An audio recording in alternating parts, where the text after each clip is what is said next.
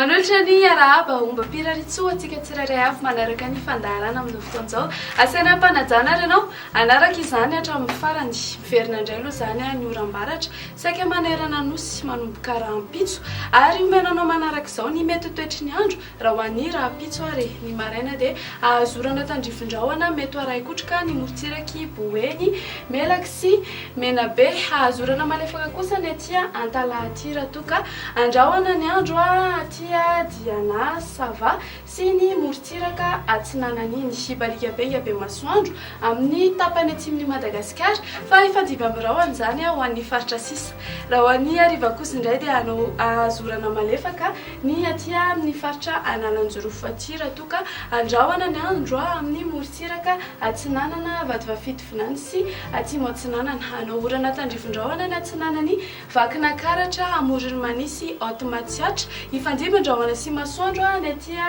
diana sofia amin'ny ilana atsinanany afotany iny azo vahana kosa ny masoandro amin'ny tapany atsimo nosy ary azo orana tandrivindrahoana mety araikotrika ny faritra sisa